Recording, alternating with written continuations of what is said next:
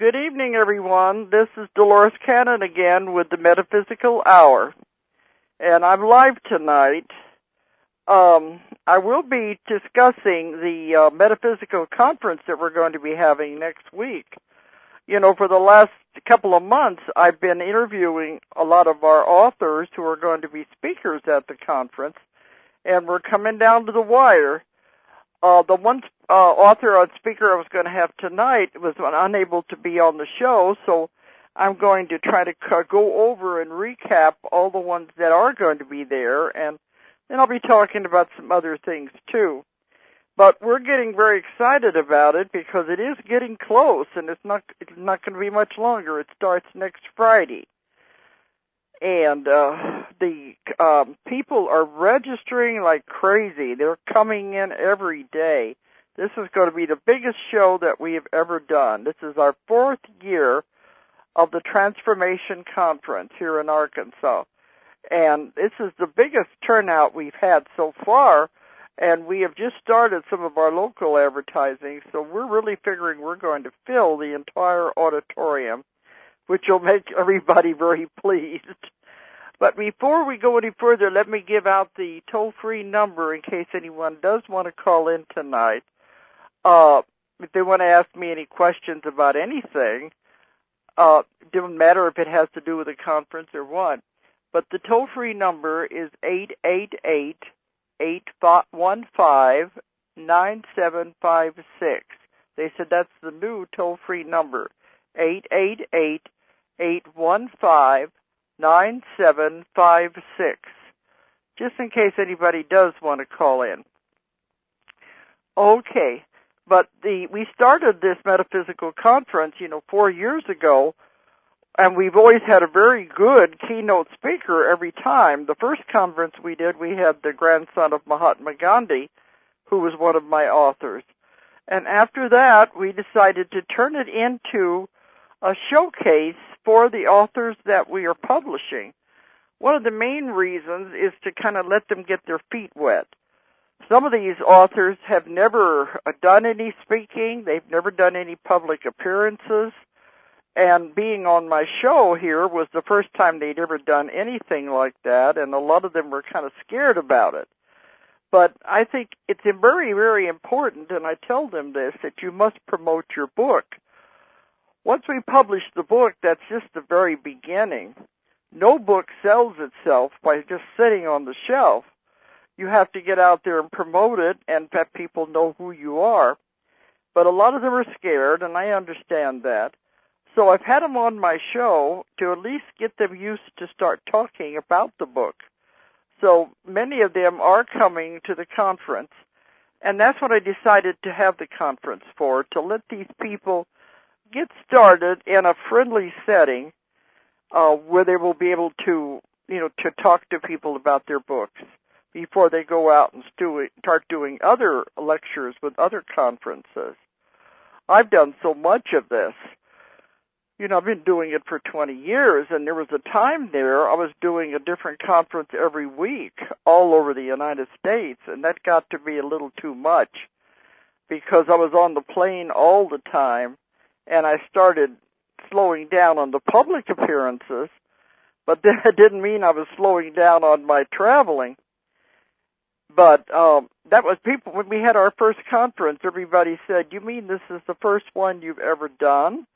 They said it was so professionally done. But I've been attending and speaking at conferences for 20 years. I've been helping with the UFO conference in Eureka Springs for 22 years. So you should learn something along the way. So I figured out how to do these things. So we started doing our own. At least it wasn't new. We knew how to put one together anyway. Okay. The conference is going to be in Bentonville, Arkansas. Now, Bentonville, as most of you probably know, is the home of Walmart. That's their headquarters. And this weekend is Walmart weekend. They have such a huge crowd over there in Bentonville because everybody is here for the Walmart shareholders meeting. But that's why we didn't want to have it on that weekend. But Walmart is the one who has built our airport.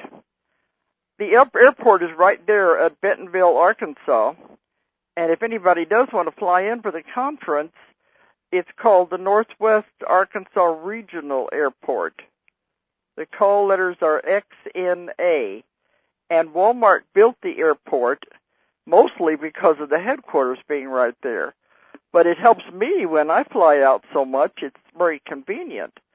It's the only small airport in the United States that has direct flights to L.A., New York, Miami, and Washington, D.C., because they bring in so many people for the Walmart business.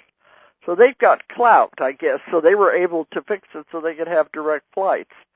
I'm not going to argue with that because that does help me when I'm traveling so much. So even though this is a small towns around here, Walmart is the big thing. So the conference is going to be in Bentonville at the Clarion Hotel. And this is very close to the airport. So anybody coming in, they have a shuttle going from the airport to the hotel. The Clarion Hotel in Bentonville, Arkansas.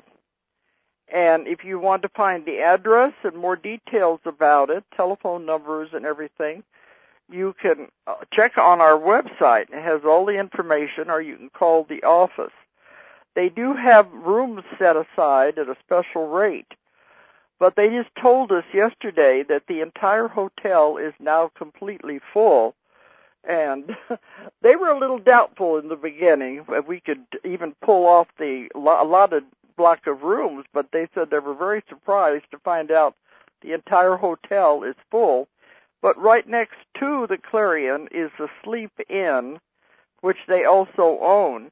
So they're putting people over there. So there is still rooms right there.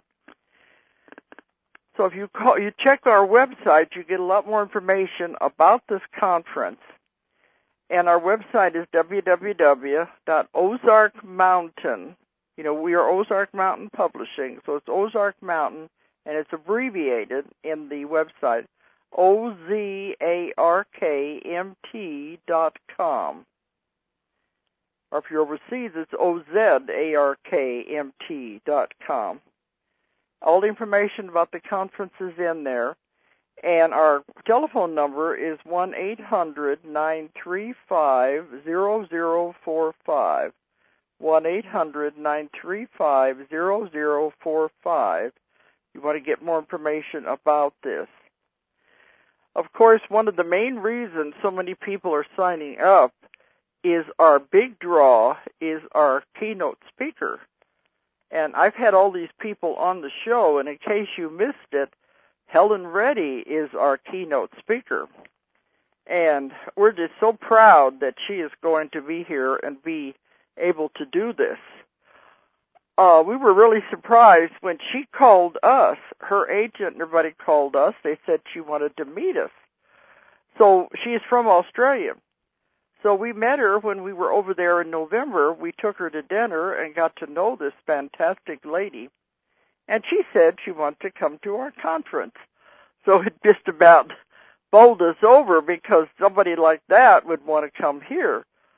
But she's agreed to come, and so we're bringing her all the way from Australia. And now the younger people probably won't know who Helen Reddy is, but I think the majority of others out there will. That in the 70s is when she was very famous as a singer. And she had about, let's see, I think it has on the paper here, she had 47 hit records at that time, and she was the only Australian to ever win a Grammy for her hit song. And most people know her, she's famous for the hit song that she wrote, I Am Woman. If you remember that song, I Am Woman, Hear Me Roar.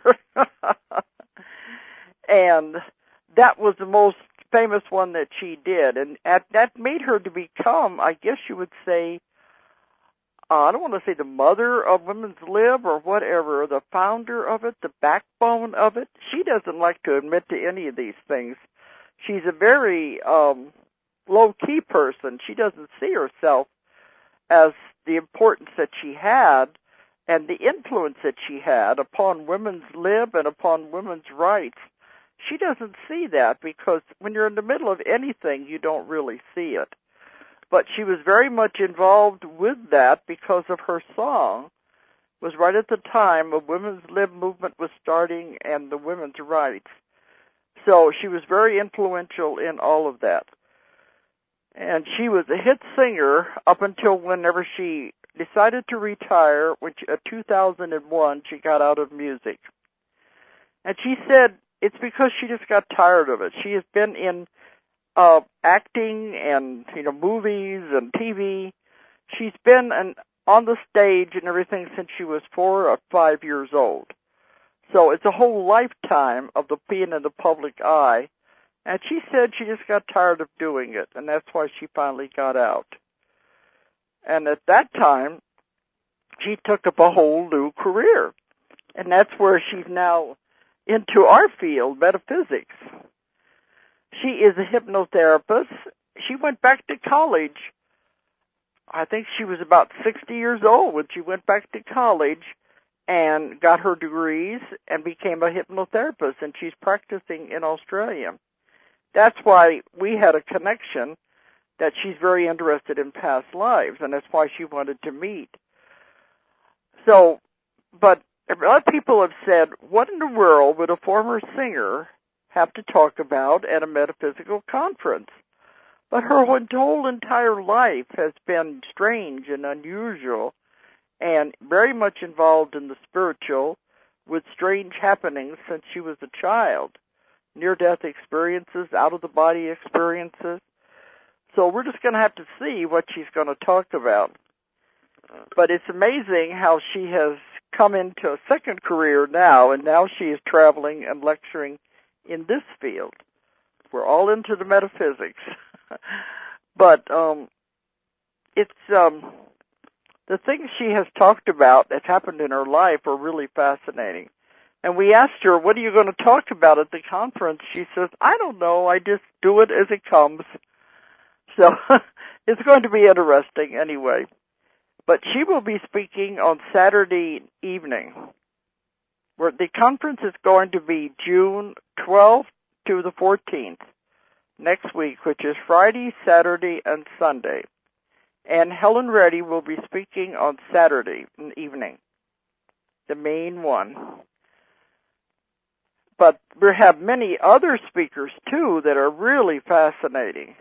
Because, I don't publish anybody unless I really believe in their work. I always tell people I don't publish junk. I publish good books, books that are into metaphysics, books that people want to know, have information about. And so the authors that I represent, I really believe in their work. So I'm going to kind of go down the list here of some of the speakers that are going to be talking. You may remember these if you've been listening to the show. Well, one of them is Karen Peebles, and I just had her on a few weeks ago. A very ordinary person. She's a mother, has children, and her husband just died a year or so ago of cancer. So she's as ordinary as anybody out there. But yet she had a very extraordinary experience, and that's what she writes about. Her book is called The Other Side of Suicide. And when I first got this book and, reading the manuscripts, I thought this is going to be a downer, because who in the world would want to write about that? It's probably writing about her personal experiences. I get so many autobiographies sent to me. And autobiographies are usually only interesting to the people in your family.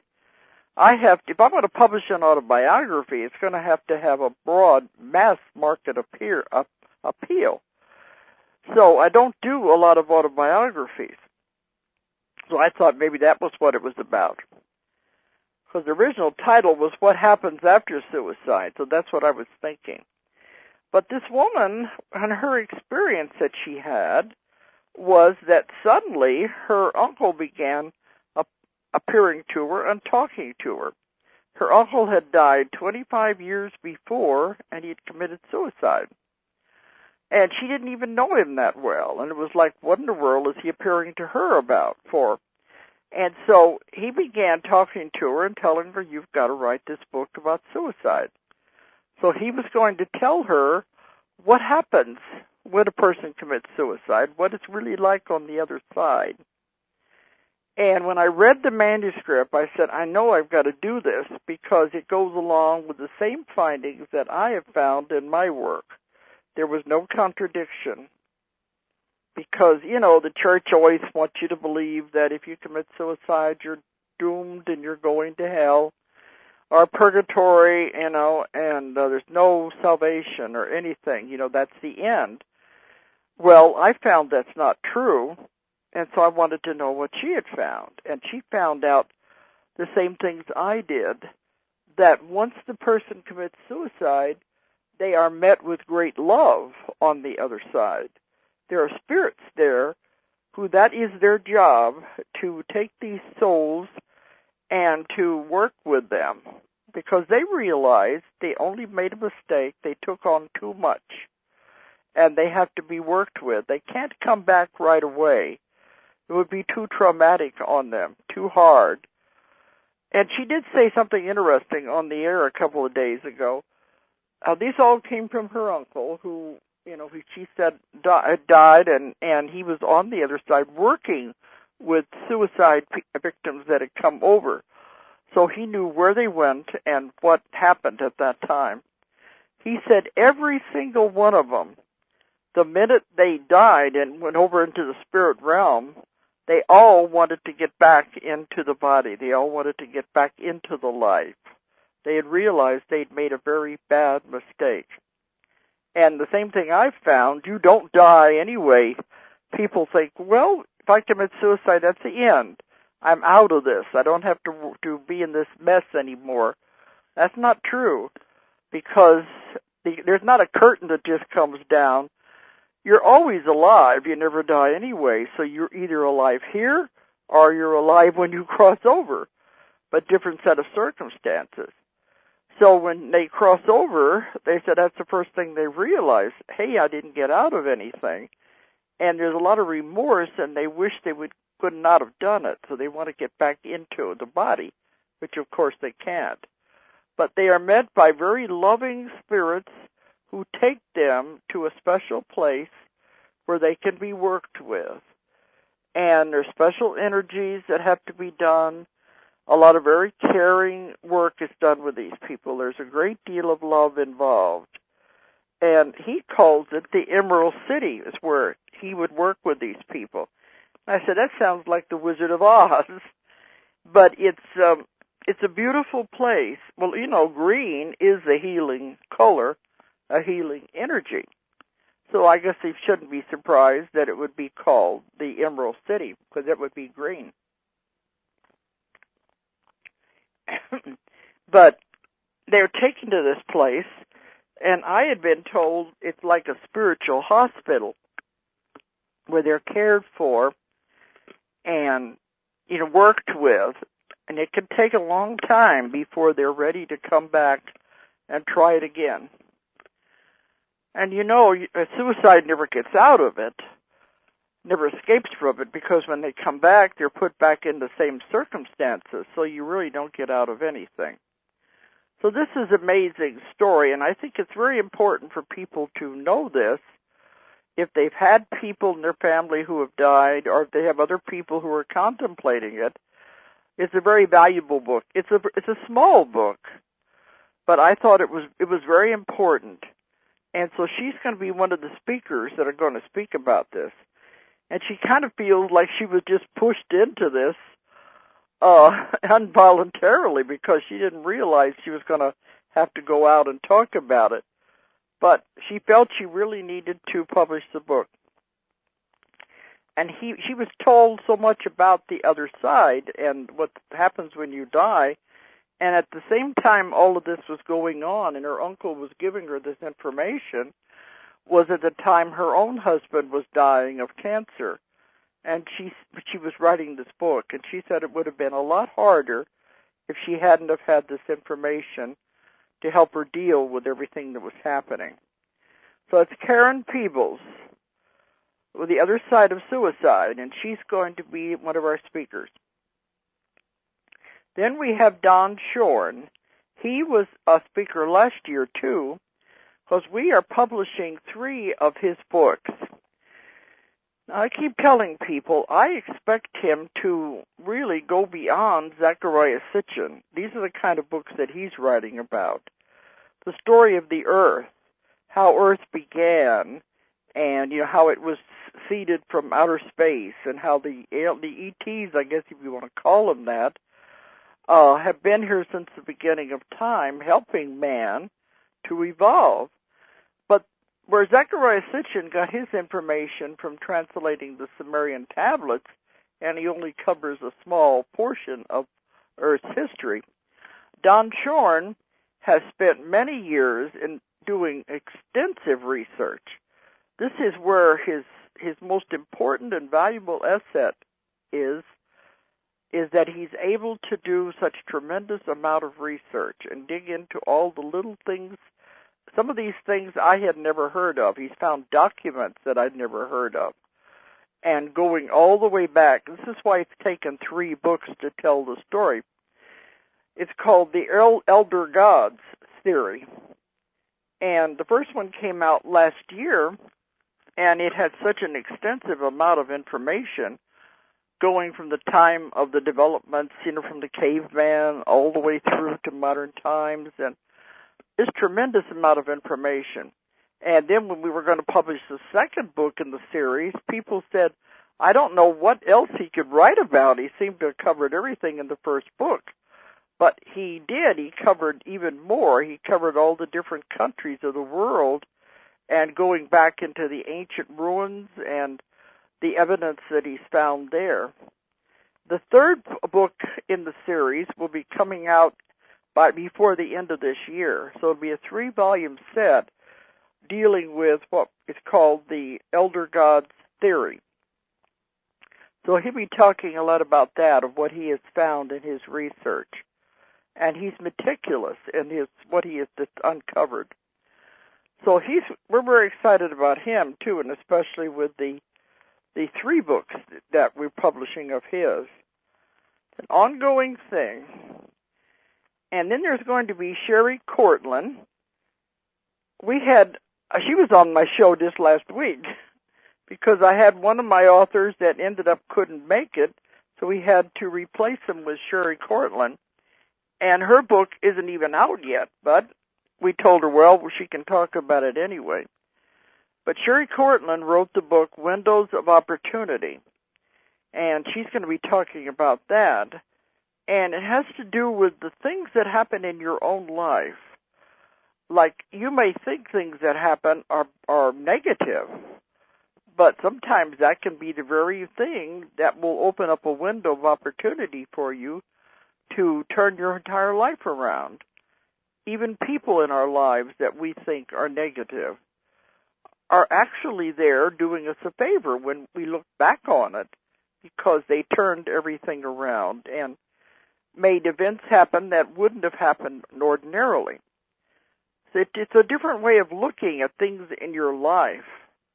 Sometimes that's all it takes, is a different viewpoint to make things line up differently. But she's going to be speaking on her book, Windows of Opportunity. Now, another one is Julia Hansen. This is a remarkable woman. She was on the show and talked about all the things that she went through. It's amazing, all the things we go through in our life that we think of as negative, that have been bad for us, actually turn out to be teaching experiences, teaching tools after the fact. When we're in the middle of it, we can't see that. All we think is, oh, poor me, the victim part. But later we can see the different things that happened to us were there for a definite reason. Well, with her, she broke her back, and she ended up having to heal herself. But she's very much into the metaphysics, the complicated metaphysics, because as she has gone on and on in her work, she's getting into the kind of things that I'm getting into, like the 2012 and the raising of the energy, shifting into the new vibrations and the frequencies, and how our bodies are changing, and how everything about us is changing as we're moving. We're awakening, literally, to be able to accept all of the changes that are happening. And she's written about that. Her book is called Awakening to Your Creation. And she'll be talking about some of the things she has discovered. On the show, too, we were also talking about how you create your own reality. Once you realize the power you have and how your mind operates, you can create anything you want in your life. You have the absolute power to do that, because the mind is so powerful. There is nothing you can't accomplish or can't have once you figure out what it is you want. That's the trick. What do you want? You can't create it if you don't know what you want. And then once you decide what you want, it's very easy to create it. She's going to be talking about things like that, and we did cover those things on the air too. But it's a matter of figuring out what you want, and then if you really want it, because once you decide on it, I tell people, be careful what you ask for, because once you get it, you can't just say, no, I changed my mind, I don't want that. It's like having a child. You can't send it back once it's already here. But the ones that I work with, are always saying there are no limitations. Anything is possible. The only limitations are those that you place on yourself. Once you realize everything is an illusion anyway, it can be manipulated, and everything is energy, there is nothing you can't accomplish. So Julia Hansen is going to be speaking on these many different things, and her book is called Awakening to Your Creation. Then we've got a friend of mine who is coming. He's a doctor from California, a medical doctor, Haynes. And he has a radio show of his own out there in California, out in Grass Valley. But the thing that makes him unique, he is has his own practice out there, and he's also a professor of dermatology. But the thing that makes him as unique is his connection with John of God. This is what he's going to be talking about. He got acquainted with John of God. It's been about, I think he says here, it's been 1999. That's been 10 years ago that he decided to go down there. Well, he believed in what John of God was doing so much that he bought land down there and built a house right next to where John of God does his healings. So he goes down there every month and helps John of God. And he also arranges for anybody else who wants to go down there. He helps arrange their airfares and their bus trips and their lodging so they can go and see John of God. And those of you out there who are not familiar with this remarkable man, John of God, he's in Brazil, and he is what is called a psychic healer, psychic surgeon. Now, these were very popular several years ago. There were many psychic surgeons in the Philippines, and you don't hear about too many of them anymore, but John of God is still in there, and he's very popular. He sees as many as 2,000 people a day. And he does the psychic healing and the psychic surgery without any incisions. And I've had several people who have worked with him who come up to see me and have sessions. And they said there's like one big room that everybody passes through, and there's these people sit on both sides of the room meditating, and they are holding the energy. They are creating the energy to help these people with the healing before they even get into where John of God is. So they said over about 2,000 people will go through there every day, and then John of God is in trance when he's working on these people. But many of them, they say, are healed just when they're walking through that outer room to get in there. Well, Haynes Ely has been able to videotape a lot of the psychic surgery that John of God has done. He's right up on top of it, the camera and everything, and he's been able to see things, film things that I would think would be absolutely impossible. They could not happen. Well, this is what he's going to show. He's bringing these to the conference. He's bringing videos. It says, films of surgeries you won't believe, and talking about the trance surgery in Brazil. So he's going to be showing these films. And he did say he said he tried to show these at different medical conventions that he's gone to and attended.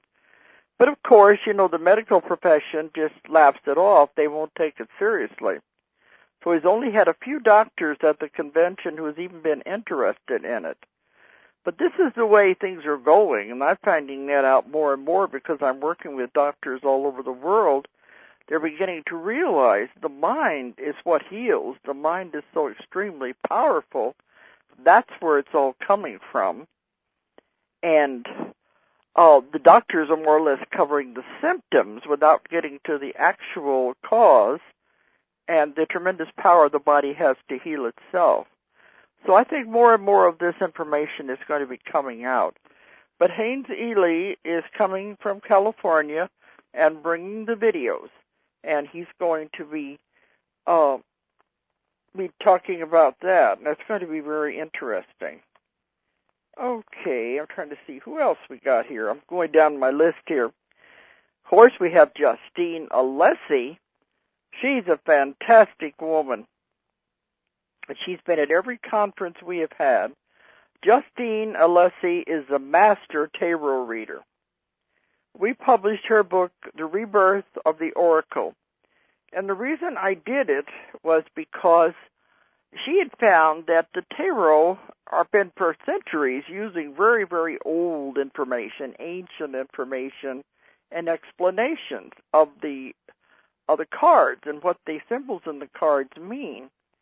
And she began to intuitively get modern interpretations of what they mean now. So she wrote the book, Rebirth of the Oracle, by applying the modern interpretations for our world now. It hasn't got anything to do with what happened centuries ago. It's applying what is going on in our world now to the meanings of the cards. And so she wrote this book, and she's very popular, and as a speaker, she's wonderful. To me, I think she's a lot more psychic than she gives herself credit for, and that the cards are merely a tool. But when she's doing her lecturing, she can walk into the audience and pick up a lot of things about the people in the audience. She picks up on which sign they are, the different, the Queen of Cups, the King of Swords, there's the four signs, the Cups, the Pentacles, the Swords, what's the other one? There's four different ones, the Cups, yeah. And she can pick out, by looking at the person, which one of these major tarot kings or queens they are, and she can tell them all about themselves. It's a fascinating lady, and she's a terrific speaker. And she'll be speaking at the conference, too, Justine Alessi.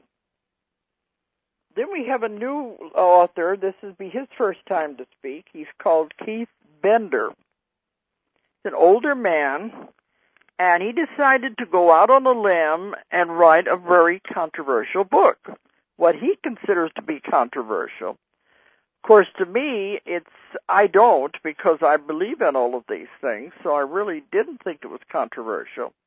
But his book has to do with the church. And I suppose to the people out there who are into the religion and all of that, they might think it's heresy to question the Bible and to question what they've always been brought up with all our lives. But in the metaphysical field, we realize you can ask questions and want to know more, and that's where he's coming from. His book is called The Despiritualized Church. and he was also on the show. It has to do with the idea, going back to the beginning, what Jesus really intended for his followers, which the church didn't do. They just came out with man-made rules and laws instead of really applying what Jesus really wanted people to know, and the healing and the love that he was trying to teach. So his book explores that, the questioning of it as to what the church was really supposed to be all about in the very beginning, and how it has not done that. It has gone off in a totally different direction. So Keith Bender is going to be talking about his book, The Despiritualized Church. Then we have Ron Chapman, who has been here before. His book is called Seeing True. Now, he is a motivational speaker, an inspirational and motivational speaker. He goes all over the United States. He's part of the Toastmasters International. They've awarded him as the International Accepted Speaker designation. He's only one of 58 people in the world to have this. And he speaks not only with small groups, but he speaks with companies, organizations, firms. He helps them to work out their problems and to reorganize the whole companies and with their work staff, trying to get them to look at the problems in a different way. And sometimes that's what it takes. You have to look at it from a different perspective. When you're in the middle of things, you can't see it all. So you have to be able to look at it from a different perspective. So this is what he does when he works with different organizations and groups and speaking as a motivational speaker. So his book is called Seeing True, and it has a lot of things in there that people can relate to. So he's another one of the speakers. Okay. Now, an interesting thing here is that we have several psychics that are going to be there that are speakers. And they will be also doing readings during the conference. One is Darren Owens. Darren Owens has written the book called The Reader of Hearts, and he has been psychic all of his life. And so he began doing this professionally several years ago. And he says he does life readings, and he's also, can read for people. So he's going to be talking a lot about what he does. So here we've got one psychic there. Then another one was unexpectedly, we got on here. We shouldn't have him until next year. His name is Michael Dennis. Well, he's a delightful man, and he's a professional psychic. He has been on Fox and CBS, the Jerry Springer Show. He's done loads of television and radio, and he does professional psychic call-ins. He's going to be there. And what he's going to be doing is working the audience, because he can go into the audience and he'll be delivering messages, not only from departed people, but he's also going to be delivering messages from your own guides and guardian angels as to what somebody in the audience needs to know. Now, I am publishing this man's book. That's how I came to know him just a month or so ago. But the book's not coming out to 2010, so I thought, well, he'll be on our conference next year. But then we had cancellation, and I thought, well, this man is used to doing this. He's used to appearing before large groups of people and delivering messages, so why don't we have him come? So he's also going to be doing private readings as well as working the audience. But the book that he wrote that we're going to be publishing next year is called Morning Coffee with God. And it's an unusual title, and it was so delightful when I read it. This man has such a sense of humor that I said, this is the most delightful way I've ever found of getting information across to people. Serious information, because he does it in a way that's delightful.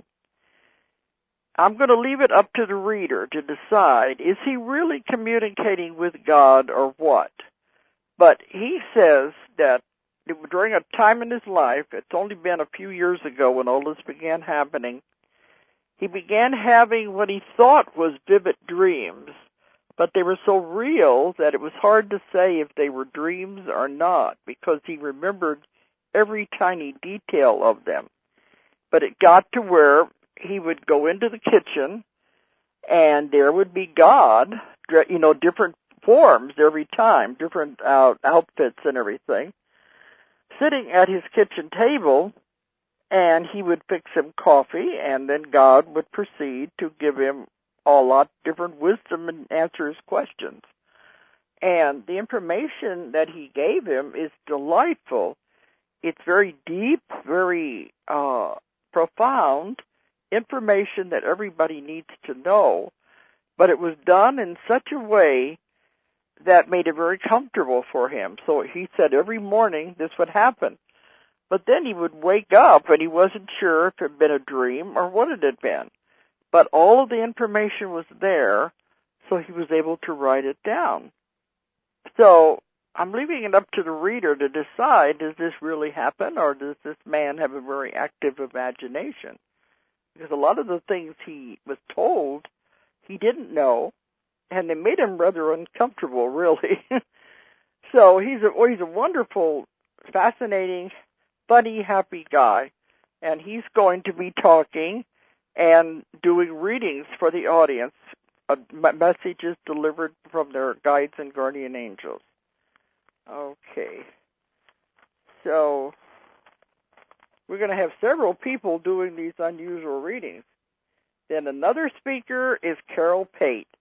She has been to all of our conferences. She's an old friend of mine, and she is a genuine psychic.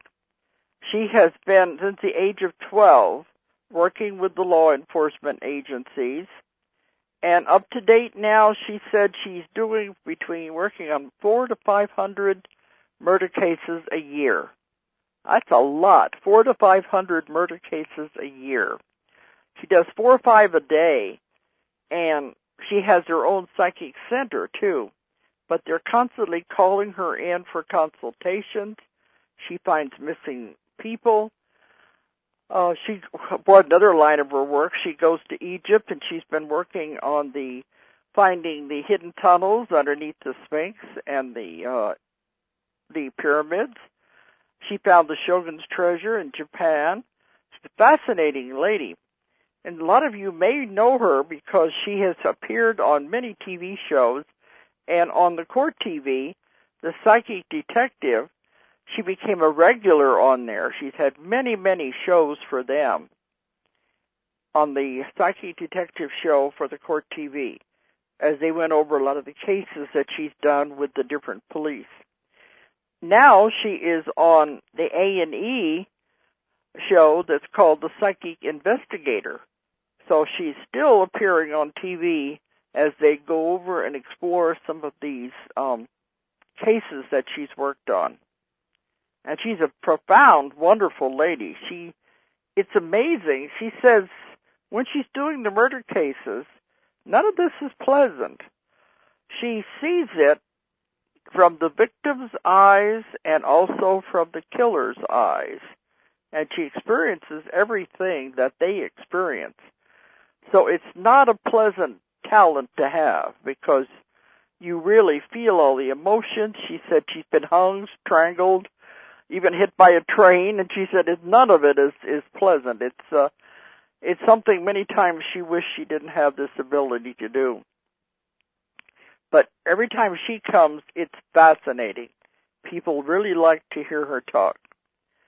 Okay, I think that's most of the speakers, and then the only one left is me. I'm going to be there.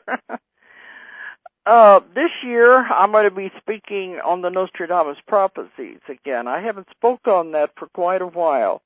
I've gotten over into the Convoluted Universe series that I've been writing, talking more about the New Earth and the coming changes.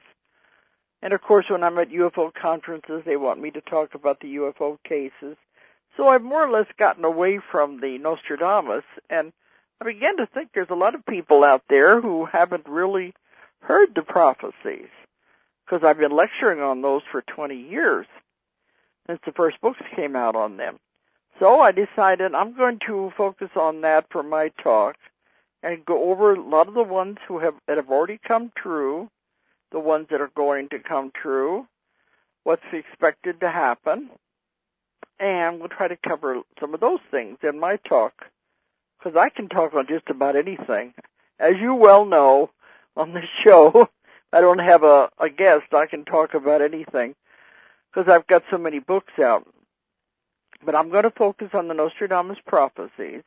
Then another thing I'm going to be doing on the very last day, before we close, I'll be doing a group regression. Now, in a group regression, I put the entire audience under at one time, because you know I am a hypnotist. I've been doing hypnosis for 40 years. So the main thing I do, in a group regression, I put the entire room under at one time, and we go back into past lives. I take you to meet your guide and guardian angel, and you get a message from him, and then we go into a future life. And it's a lot of fun, because I don't want the person to go deep. Everybody has their own individual experience, and I want them to be in a light enough level that when we're finished, they can write down what they have seen. I have done this all over the world. I've done it with as many as 75, 100 people, and all at one time. Now, this is going to be our conference right now looks like it's going to be much, much larger than that. So it's going to be interesting what people get. But anyway, it's supposed to be a fun exercise. So that's what we're going to do. The last, right before we close, is the group regression. So it's going to be a lot of fun anyway. So these are all the speakers we're going to have, and I think it's going to be a fantastic conference. And as I said, if anybody is interested, to check with our website or the 800 number. And it's going to be at the Clarion Hotel in Bentonville, Arkansas. Not very far from the airport. And all the information is on our website, www.ozarkmountain.com. OZARKMT.com. And our 800 number is 1-800-935-0045. Okay, I've got about 5 more minutes here, so what I wanted to tell you about is I have a new book coming out. Totally unexpected, because I'm still working on the Convoluted Universe Book 4 and 2 other books. But this one was kind of unexpected, but I think its time has come anyway. Every time I go to a conference and do a lecture, people are always asking me, how did you get started on all of this? Well, I always tell them it's in the first book that I ever wrote. I've written 15 books now. The first book I ever wrote was called 5 Lives Remembered, and it told about my beginnings, my starting. But I said that book has never been published. It was a book way before its time. That was the problem, because it talks about my beginnings, which actually started 40 years ago. It was in 1968. And how my husband and I were working in hypnosis in the very beginning days.